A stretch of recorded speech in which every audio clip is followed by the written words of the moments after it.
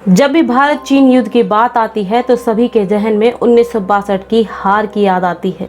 लेकिन भारतीय होने के नाते हमें अपनी हार के साथ साथ 1967 की वो जीत भी याद आनी चाहिए, जब भारतीय सैनिकों ने 2 महीने में 2 बार चीनी सैनिकों को उनकी औकात याद दिला दी। तो चलिए आज आपको कहानी सुनाती हूँ 1967 में भारत की जीत। नमस्कार, मैं दीपशिखा डीप रहस्य स्टोरीज में आपका स्वागत करती हूँ। दरअसल उस समय सिक्किम भारत का हिस्सा नहीं था। वहाँ चोंगल वंश का राज था और भारत उसे प्रोटेक्शन प्रदान करता था और चीन सिक्किम को हथियाने के अलग अलग हथकंडे अपनाता ही रहता था, जिसके तहत 1962 में जब भारत पाक का युद्ध चल रहा था तो उस समय चीन ने भारत को नाथुला और जेलेपा दर्रे को खाली करने को कहा। भारत के 17 माउंटेन डिवीजन ने जेलेपा दर्रे को तो खाली कर दिया, जिसे उसी समय चीनी सैनिकों ने अपने कब्जे में ले लिया, जो कि वर्तमान में भी चीनी सैनिकों के कब्जे में ही है। पर नाथुला दर्रे को खाली करने से भारतीय सैनिकों ने साफ इनकार कर दिया। दरअसल नाथुला बहुत ही ऊंचाई पर स्थित है और इसी ऊंचाई का फायदा भारतीय सैनिकों को मिलता है और इसी ऊंचाई के कारण चीनी सैनिक चाहते थे कि इस दर्रे पर उनका कब्जा हो जाए, जिससे कि वे सिक्किम में भारतीय सैनिकों की होने वाली गतिविधियों पर नजर रख सकें। लेकिन क्योंकि भारतीय सैनिकों ने उसे खाली करने से मना कर दिया, जिस कारण आए दिन चीनी और भारतीय सैनिकों में कभी मुंहजोरी होती और कभी कभी बात हाथापाई तक पहुंच जाती। क्योंकि चीनी सैनिक नाथुला पोस्ट को हथियाने के लिए अलग अलग हथकंडे अपनाते रहते थे, उसी के तहत 1967 में चीनी सैनिकों ने नाथुला में ट्रेंच बनाने शुरू कर दिए। ट्रेंच, अगर मैं आपको समझाऊं कि ट्रेंच होते क्या हैं, तो ट्रेंच आप ये समझिए कि जमीन में नालियां खोद दी जाएं, जिसमें पानी होने की बजाय सैनिक बैठ जाएं और जिसकी आड़ में वो भारतीय सैनिकों पर हमला कर सकते थे, जिसका भारतीय सैनिकों ने विरोध किया। तो उस समय तो चीनी सैनिक वहां से लौट गए, लेकिन फिर उन्होंने चोरी छिपे ट्रेंच बनाने का काम जारी रखा, बल्कि और तेजी से बढ़ा दिया। फिर भारतीय जवानों ने सोचा कि चीनी सैनिक तो अपनी हरकतों से बाज आएंगे नहीं, तो क्यों ना थोड़ी अपनी सेफ्टी कर ली जाए, और उसी के तहत उन्होंने सीमा पर कटीले तारों की वायरिंग करनी शुरू कर दी, जिससे कि चीनी सैनिक भारतीय सीमा में ऐसे ही मुंह उठाकर न घुस सके, और अगर घुसे भी तो भारतीय सैनिकों को खबर हो जाए। इस वायरिंग का चीनी सैनिकों ने बहुत विरोध किया, बहुत बहस भी हुई, लेकिन बात बहस तक ही रही और उसके बाद चीनी सैनिक वापस लौट गए और भारतीय सैनिकों ने अपना वायरिंग का काम जारी रखा।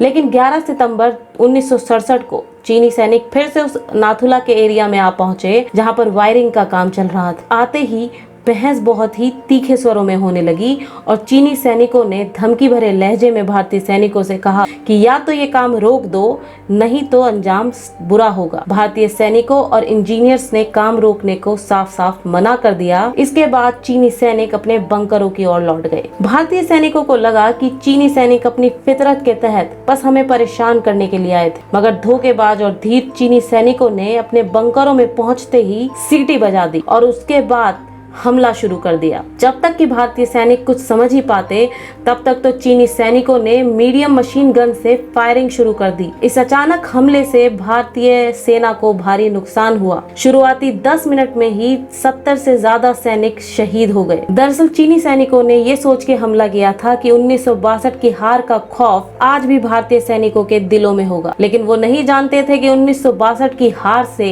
एक बड़ा सबक भारत ले चुका है और 1962 के समय चाइना बॉर्डर पर जितने सैनिक तैनात हुआ करते थे, 1967 में उनकी संख्या दोगुनी कर दी गई थी। इसी के साथ साथ 7 माउंटेन कॉर्प्स भी वहां पर बनाई गई थी। चीनी सैनिकों ने तो शायद अपना खौफ बढ़ाने के लिए हमला शुरू किया था, मगर वो नहीं जानता था कि उसने एक जख्मी शेर को छेड़ा है। उसके बाद तो भारतीय सैनिकों ने भी जवाबी फायरिंग शुरू कर दी, जो कि अगले 3 दिनों तक चली और इस जवाबी फायरिंग में भारतीय सैनिकों ने चीन के कई बंकर उड़ा दिए। उसके बाद तो ये समझिए कि 14 सितंबर तक चीन इतना डर गया कि उसने भारत को धमकी दे डाली कि या तो फायरिंग बंद कर दो, नहीं तो हम हवाई हमला करें। उस समय तक चीन के 400 से अधिक सैनिक मारे जा सके थे, जबकि 88 भारतीय सैनिक शहीद हो चुके थे। भारतीय सेना ने चीन को एक अच्छा सबक दे दिया था, इसलिए फायरिंग बंद कर दी गई और 15 सितंबर को दोनों देशों ने अपने अपने बड़े अफसरों की मौजूदगी में अपने अपने शहीद हुए सैनिकों के शवों की अदला बदली। इस जीत ने भारतीय सैनिकों के आत्मबल को बढ़ा दिया था और भारतीय सैनिकों को 1962 के बाद पहली बार ये लगा कि चीनी भी हमारी तरह हैं और वो पिट भी सकते हैं और हार भी सकते हैं। अब लगा कि चीनी सैनिक अपनी हद में रहेंगे, लेकिन 1 अक्टूबर 1967 में ही चोला इलाके में चीनी सैनिकों ने फिर से हमला करने की कोशिश की, मगर वहां मौजूद भारतीय सैनिक अपनी पहली जीत से इतनी ज्यादा जोश में भरे थे कि उन्होंने उसी दिन 3 किलोमीटर पीछे तक चीनी सेना को खदेड़ डाला। और ये समझिए कि 2 महीने में 2 बार भारतीय सैनिकों ने चीनी सैनिकों को लगभग दौड़ा दौड़ा कर पीटा। इससे भारतीय सैनिकों में तो आत्मबल की वृद्धि ही हुई, साथ में चीन को अपनी औकात भी समझ में आ गई। लेकिन अब आप सोच रहे होंगे कि जब ये जीत इतनी बड़ी थी हमारे लिए तो इसका जश्न क्यों नहीं मनाया गया।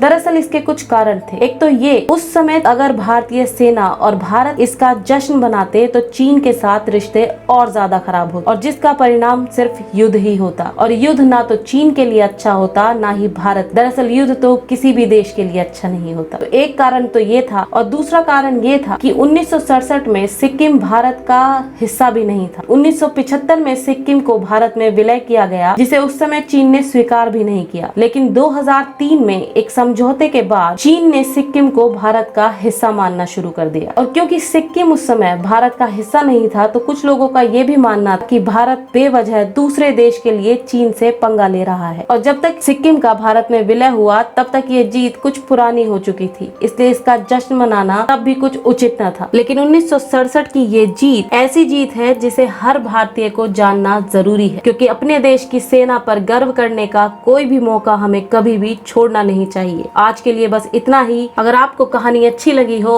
और इस तरह की कहानी सुनना चाहते हैं तो चैनल को सब्सक्राइब कीजिएगा। धन्यवाद। जय हिंद, जय भारत।